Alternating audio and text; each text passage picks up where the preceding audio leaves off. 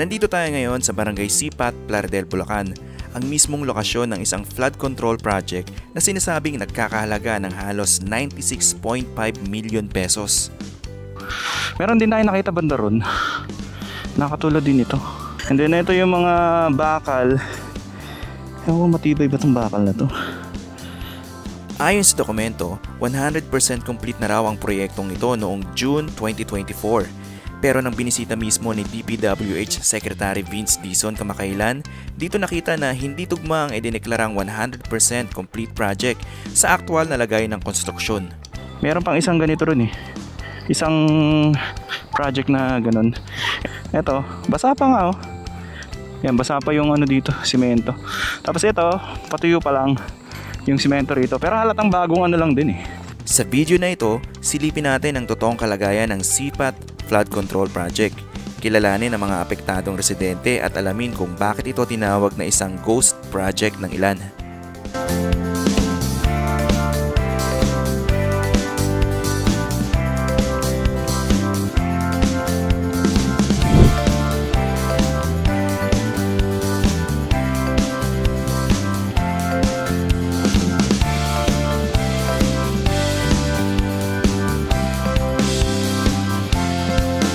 Alright, magandang araw sa inyo lahat. Nandito tayo ngayon sa may Barangay Sipat, Plaridel, Bulacan. At mag-update tayo sa isa sa mga controversial na flood control project dito sa Bulacan. So pupuntahan natin ngayon ay itong Casa Vista, kung saan ito nga yung pinuntahan dati. Ito lang, itong nakaraang linggo lang ni DPWH Secretary Vince Dizon kasama ng mga media yung isa sa mga ghost project dito na nakalagay sa report ay tapos na last year, pero hindi pa pala nasisimulan, pero nakalagay doon ay completed na yung project. So puntahan natin ngayon itong Casa Vista. Ang isa sa napansin ko dito ay prone talaga sa baha tong lugar na to. Ano? Ayun no? Ang baba lang ng daan. Tapos sa gilid ay may tubig. Talagang probinsya. Tsaka parang delikado no, pag madilim. Pwede ka mahulog dyan no, sa bali ano pala to, parang mga palayan.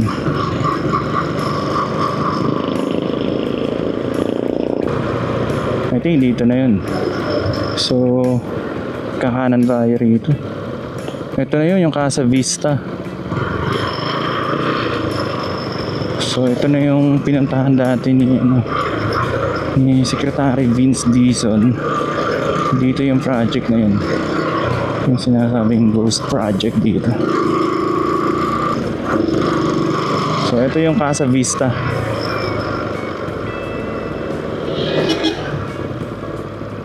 So bali, eto, nakausap ko yung mga residente rito. Bali 7 years na raw sila nakatira dito sa Casa Vista. And tinanong ko kung binabaha ba sila rito kapag may bagyo. Ang sabi nung mga nakatira, hindi raw sila binabaha. So kahit anong lakas doon ng ulan, hindi naman daw sila binabaha rito. Yun, ito yung mga kabahayan dito. Magkakamukha no. Yun, pare-pareho sila ng sukat, pare-pareho ng itsura. Yung iba naglagay na lang siguro ng mga extension ng mga bahay nila. So mga 2018 nung na-award sa kanila itong bahay nila rito.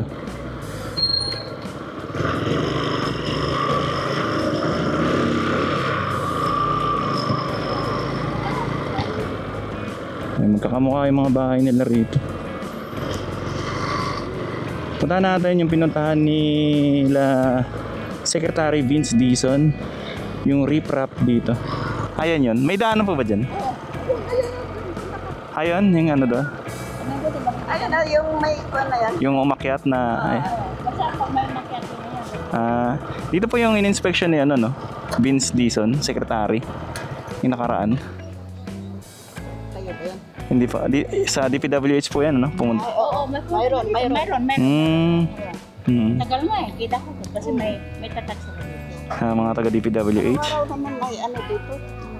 Sabi baka tinitingnan siguro nila kung Dalawa sila. Sige po, thank you.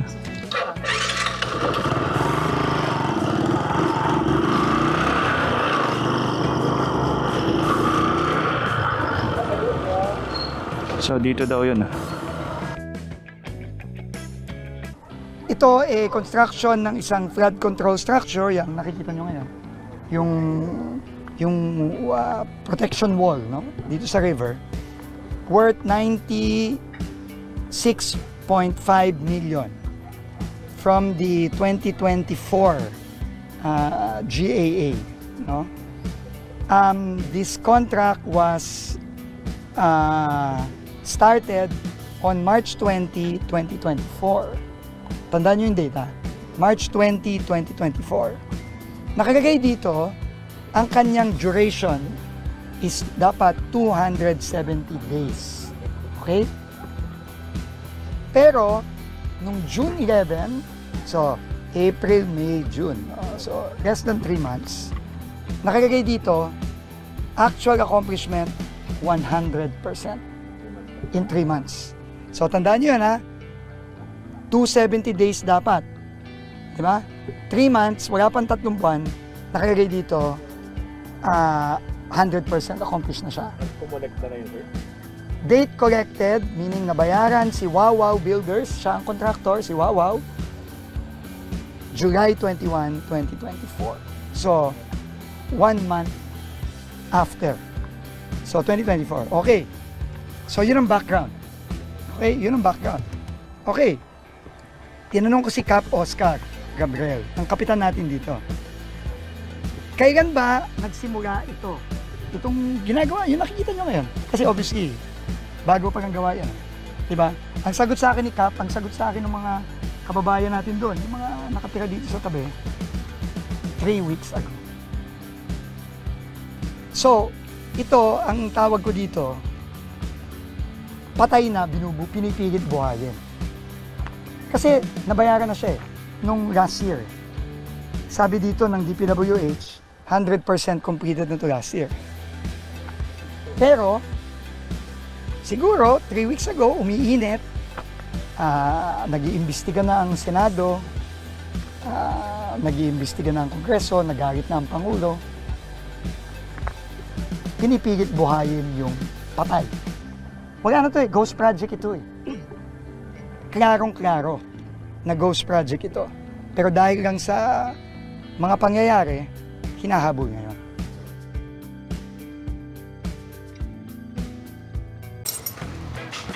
Asan nandito? Dito yon. Bali, ito yung pinuntahan ni DPWH. Rico. Pasili lang, sir, ah. Ayun, ito. So, ito pala yun, oh. Makikita natin yung backhoe.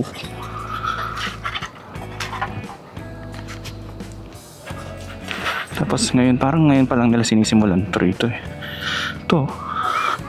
Meron din tayo nakita banda ron. Nakatulad din ito. So, ito. Ay, makikita natin dito yung pader na, so parang may awang siya dati. So ngayon pa lang nila sisimulan to, yung banda rito. Ito yung sa baba. Ayun pala, oh. Ayun, may mga bata pa. And then ito yung mga bakal. Ewan ko, matibay ba itong bakal na to? Ganito lang siya ka-nipis, eh. Well, ito naman talaga yung standard size dyan. Siyempre wala naman tayo alam dyan sa sukat-sukat ng mga bakal na yan. Pero ayun, ito bagong ano lang, bagong simento ito dito. Pero yung banda ron, Matagal na eh. So dito lang yung part na to yung bago. Yung bagong gawa. Ayun, nakita natin basa pa yung simento rito. Ayan, banda rito. Ito, basa pa rin, oh.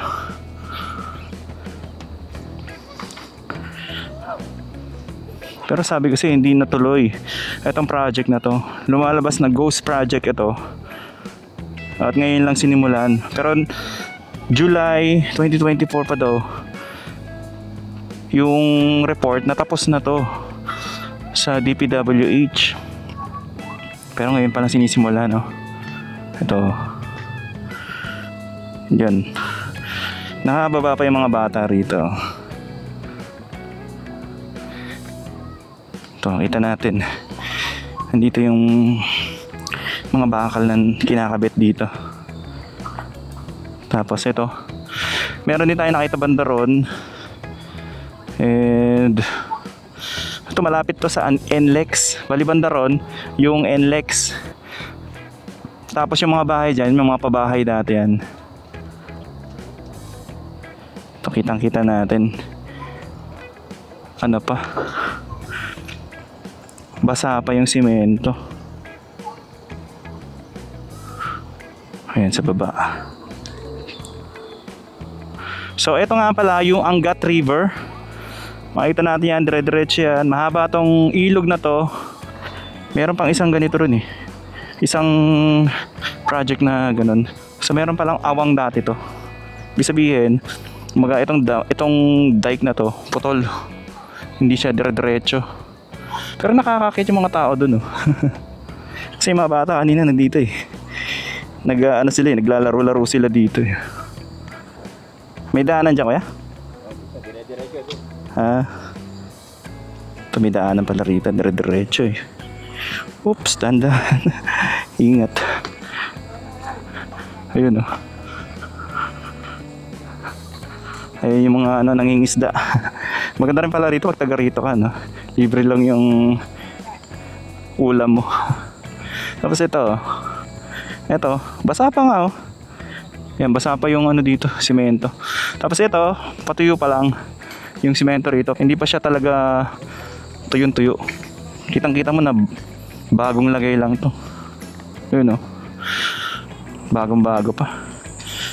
Malawak talaga itong Angat River.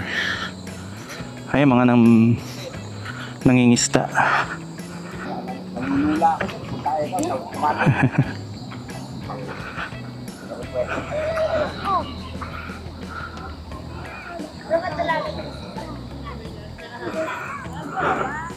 So ayun, nakikita nyo dyan, yung tulay na yan.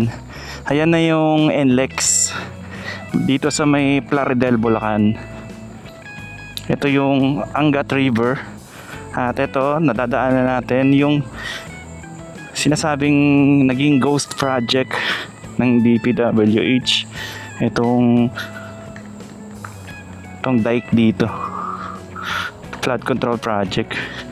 So ngayon pa lang siya sisimulan. Ito, basa pa yung simento dyan. Andyan yung mga backhoe. I think ito bago lang din to eh, oh. Yung sa baba.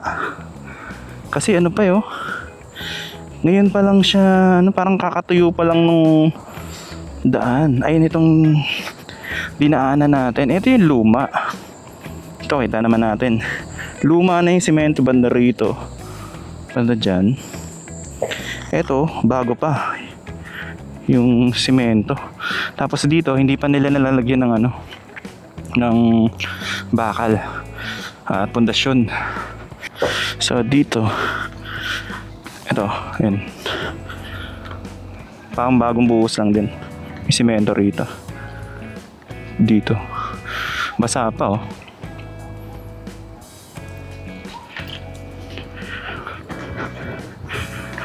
Okay.